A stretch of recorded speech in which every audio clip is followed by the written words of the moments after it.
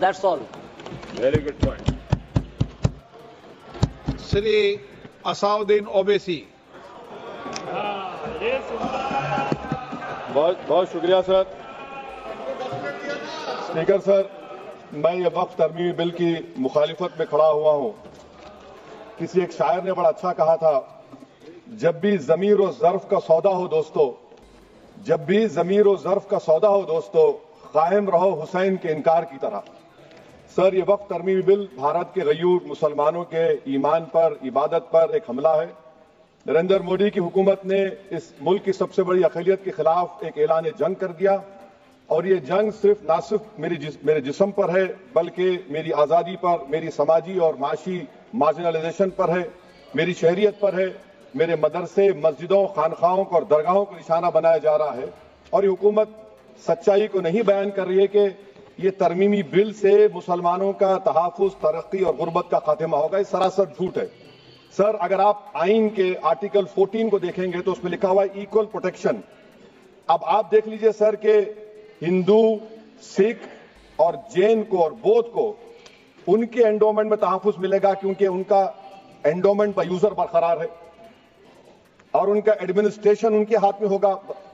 कि गैर हिंदू या गैर उनके मजहब का आदमी दान भी दे सकता है उनके लिए, और एंडोमेंट बोर्ड का तहफ़्फ़ुज़ भी मिलेगा, क्योंकि उसके ऊपर ओवरराइडिंग क्लॉज अप्लाई नहीं होगा, लिमिटेशन का कानून उस पर अप्लाई नहीं होगा। उसके बरक्स ऑपोजिट आप देख लीजिए, मुस्लिम वक्फ को वक्फ बयूजर निकाल दिया गया। एक मुस्लिम वक्फ की जायदाद पर कब्जा होगा, लिमिटेशन लगेगा तो जो एनक्रोचर है, जो खाबिज है, वो रातों रात मालिक बन जाएगा और एक गैर मुस्लिम वक्फ बोर्ड को एडमिनिस्टर करेगा। ये आर्टिकल 14 के इक्वल प्रोटेक्शन का वायलेशन। अब आर्टिकल 14 में सर इक्वालिटी बिफोर लॉ भी है, और उसका कैसा वायलेशन हो रहा है कि कोई आर्बिट्री स्टेप नहीं ले सकता और कोई भी ऑफिशियल किसी भी तरीके से गलत आर्बिट्री फैसला नहीं लेगा। यहां पर आप एक डेजिग्नेटेड ऑफिसर को रखकर वो फैसला लेगा कि ये जायदाद वक्फ की है, गवर्नमेंट की है। क्या ये प्रिंसिपल्स ऑफ नेचुरलिज्म के खिलाफ नहीं है, जिसका तकर्रुर एग्जीक्यूटिव करती है? ये हमारे theory of separation of powers, Bharat के आइन का बेसिक स्ट्रक्चर का हिस्सा है। क्या इसका वायलेशन नहीं है? सर, आर्टिकल 25 का वायलेशन कैसे है कि आप मुसलमानों से वक्फ यूजर छीन रहे हैं और फिर आप कर्ब कर रहे हैं वक्फ औलाद को, मगर वहीं पर दूसरे धर्म के मानने वालों को उनके मजहब पर चलने की पूरी इजाजत है। लफ्ज जो आर्टिकल 25 में इस्तेमाल हुआ सर, वो इक्वली एंटाइटल्ड, यहां पर मुसलमानों के इक्वल एंटाइटल्ड नहीं हो रहा। अभी हम गृह मंत्री का, वजीर दाखिला का यहां पर उनका हमने तकरीर सुनी, यहां पर वो ये कहते हैं, वजीर दाखिला, शायद वो कटमुल्ला की जबान ना कहते हैं, वजीर दाखिला कहने पर वजीर दाखिला ने अपने बयान में कहा कि बोर्ड और काउंसिल जो होगा वो इस्लाम से अलग है। सर, अगर ये बात सच है आपकी, तो फिर आपको यह कानून बनाने की जरूरत ही नहीं है। आप एक नॉन स्टैट्यूटरी बॉडी बना दीजिए। ये जो कानून बन रहा है ना सर, ये आर्टिकल 26 इसका सोर्स है, और आर्टिकल 26 जब इसका सोर्स है तो आर्टिकल 26 का A, B, C, D क्या कहता है कि रिलीजियस डिनोमिनेशन को अपने मजहब के अफेयर्स खुद चलाना, मूवेबल इमूवेबल प्रॉपर्टी को लेना और एडमिनिस्टर करना। जब हिंदू धर्म को, बौद्ध धर्म को, सिखों को यह राइट दिया गया है, तो आप कैसे मुसलमानों से छीन रहे हैं? तो ये आर्टिकल 26 का ग्रेव वायलेशन है। तो सर, अब वक्फ यूजर का मामला देखिए, मिनिस्टर साहब ने कहा कि एंक्रोचमेंट हो रहा है, 17,000 एंक्रोचमेंट हुए हैं। तो यही नरेंद्र मोदी की हुकूमत ने 2014 में उस वक्त के मंत्री ने एक Waqf properties eviction of unauthorised occupants bill को इंट्रोड्यूस किया। आपने विड्रॉ कर लिया 2024 में उसको। क्यों विड्रॉ किया सर आपने? जब आप मान रहे थे कि एंक्रोचमेंट हो रहा है तो आपने बिल को विड्रॉ कर लिया। अच्छा सर, अब वक्फ यूजर को आपने निकाल दिया, माने कंडीशन क्या लगाए कि अगर उसमें डिस्प्यूट होगा और गवर्नमेंट प्रॉपर्टी होगी। सर, डिस्प्यूट तो है। मिसाल के तौर पर मोहिबुल्लाह साहब जिस मस्जिद के इमाम है, पार्लियामेंट के सामने मस्जिद है सर, 123 प्रॉपर्टीज में मस्जिद है, डिस्प्यूट चल रहा है। कल कलेक्टर या डिस्ट्रिक्ट ऑफिसर बोलेगा कि भाई साहब ये गवर्नमेंट प्रॉपर्टी है, स्टिकर लगा दिया जाएगा, मस्जिद बंद, गवर्नमेंट प्रॉपर्टी हो गई, होगी ना सर? अब ये बताइए, आप जब से यहां पर पूरे बीजेपी रूलिंग पार्टी हमको ज्ञान दे रहे हैं कुछ नहीं होगा, कुछ नहीं होगा, मैं दलील के साथ बता रहा हूं आपको। ये मस्जिद दिल्ली गवर्नमेंट बोलती हमारी है, वक्फ दिल्ली वक्फ बोलता हमारी है। तो सर वक्फ बाय यूजर, अगर मैं अपनी गवर्नमेंट के खिलाफ वक्फ बोर्ड वक्फ बाय यूजर इस्तेमाल नहीं करेगा तो क्या है सर? अच्छा, ये अमेंडमेंट जब हो जाएगा तो मुझे कहने दीजिए सर, सिर्फ प्राचीन मंदिरों की हिफाजत होगी, मस्जिदों की नहीं होगी। अब सर आप आ जाइए, अगर डिस्प्यूट मेरा एंशिएंट मॉन्यूमेंट से वक्फ का, एक मिसाल दे रहा हूं, दिल्ली में 172 वक्फ प्रॉपर्टीज एएसआई कंट्रोल में है, मैं तो हार ही गया वो, क्योंकि मेरे पास डॉक्यूमेंट नहीं है। आप कह रहे हैं कि डॉक्यूमेंट चढ़ाओ। अगर मेरा गवर्नमेंट से डिस्प्यूट चल रहा है, मैं तो क्लेम ही नहीं कर सकता, क्योंकि आप जज बनेंगे, आप ही फैसला करेंगे, और जब तक आप फैसला नहीं करते वो वक्फ की प्रॉपर्टी नहीं होगी। वो प्रोविजन डाल दिया आपने। अच्छा, अगर मेरा डिस्प्यूट एनक्रोचर से होगा सर, तो एनक्रोचर में तो आपने तो 107 को डिलीट कर दिया। आप रातों रात खाबिज को, एनक्रोचर को मालिक बना रहे हैं। सर मैं ये पूछना चाहता हूं आपके जरिए हुकूमत से, एक मुंबई में एक बहुत बड़े दौलतमंद है, खोजा बरादरी का यतीम खाना था, उन्होंने 2004 या 5 में 22 करोड़ में खरीद लिया। वो केस सुप्रीम कोर्ट में है कि आप उनको मालिक बनाना चाहती है लिमिटेशन एक्ट अप्लाई करके, हमको बताइए, हम जानना चाह रहे हैं।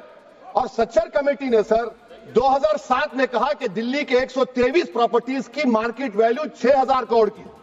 आज हम 2025 में आ गए, क्यों आप उन प्रॉपर्टीज के खिलाफ पड़े हुए?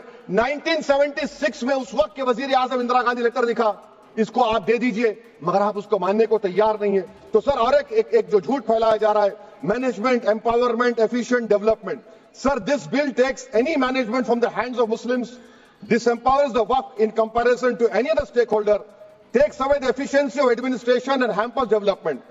Waqf disempowerment in the name of efficiency, inefficiency is being created. The progress of development from pre-independence till today is sought to be destroyed.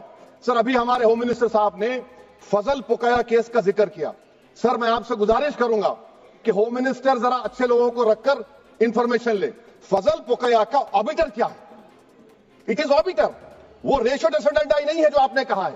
अच्छा सर, शेड्यूल ट्राइब के बारे में कहा, क्या शेड्यूल ट्राइब में मुसलमान नहीं होते? शेड्यूल कास्ट में नहीं होता मुसलमान, शेड्यूल ट्राइब में मुसलमान होता।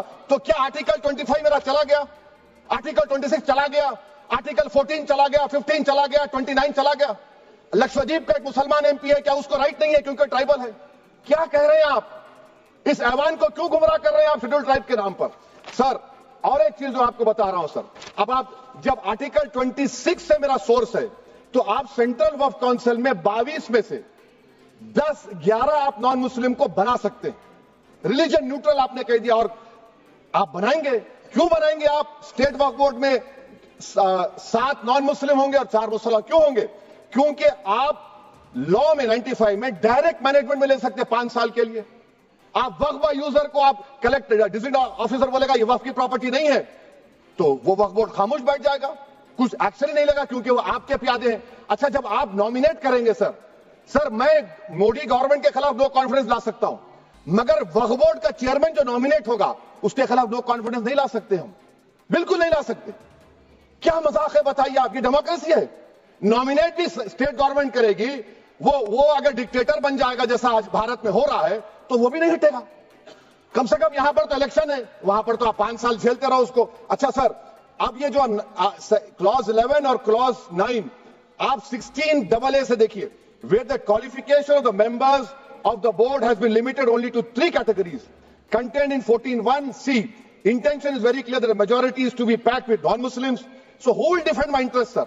If I cannot depend on the state waqf board, central waqf council, which are going to comprise non-Muslims, this in itself is a clear violation of Article 26, 14 and 15, sir. अच्छा sir, CO पहले 95 act में था कि word मुस्लिम, आपने गायब कर दिया उसको। अरे आखिर क्यों इतनी नफरत है आपके लफ्ज मुसलमान से? अच्छा फिर क्या कह रहे हैं आप कि ये भी आर्टिकल 26 का वायलेशन है? सब जितने हिंदू धर्म के प्रॉपर्टीज हैं, सिख धर्म के, बौद्ध के हैं और आपके जैन के, वहां पर उन्हीं के मजहब का ऑफिसर होगा, और कहां पर नहीं होगा? वक्फ बोर्ड में।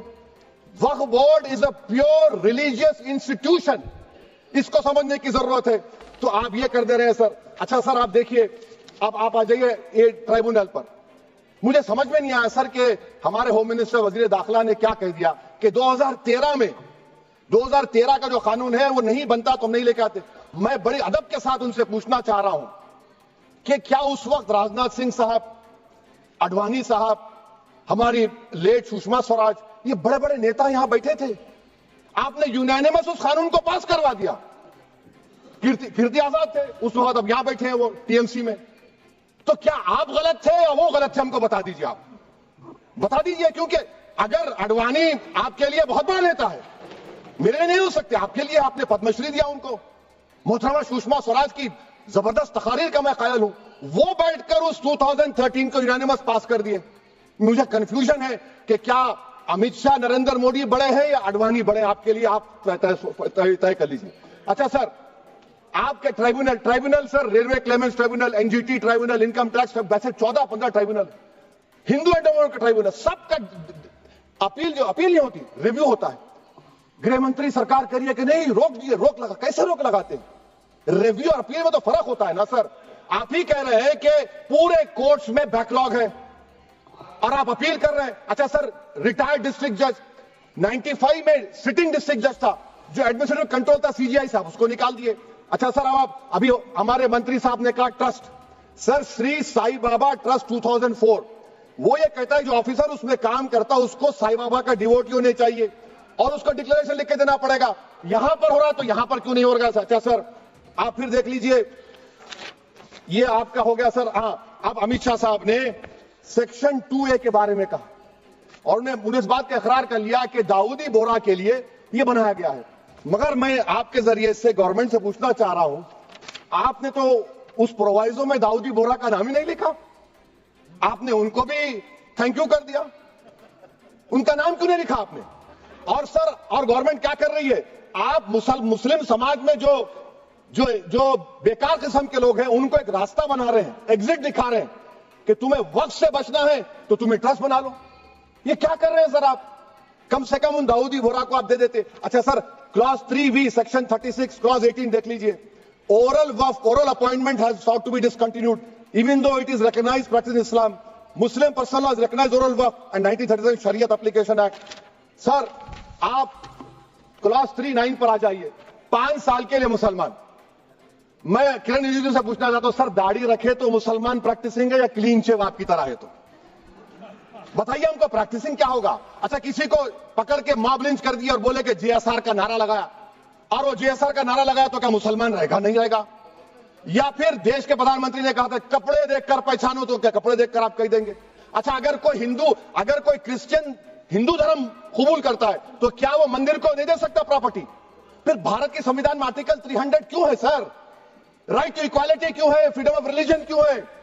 5 साल कहां से लाएंगे? अच्छा सर, और एक चीज सर, और एक चीज मैं आपको बोल के खत्म कर दूंगा सर। इस बिल में वक्फ औलाद का सर, इसमें आप देखिए clause 432, the creation of waqf aulad shall not result in denial of inherent right to heirs including women heirs और the waqif on the right of person. Sir, ये आर्टिकल 25 का वायलेशन है, शरीयत एप्लीकेशन एक्ट 37 का वायलेशन, आर्टिकल 300A का violation है। अच्छा, हिंदू धर्म में सेल्फ एक्वायर्ड प्रॉपर्टी को एक हिंदू, अब उसके फर्ज के 2 बच्चे हैं, वो एक को अपनी पूरी दौलत दे सकता है, कोई रोक टोक नहीं। वो कहेगा नहीं मैं घर के बच्चों को नहीं दूंगा, मोहल्ले के गरीब को दे दूंगा, वो भी कोई रोक टोक नहीं है। वहां पर आपको बच्चों की फिक्र नहीं है। जब मैं अपनी प्रॉपर्टी को अल्लाह को मालिक बनाकर दे रहा हूं, आप कह रहे बच्चों की फिक्र नहीं है।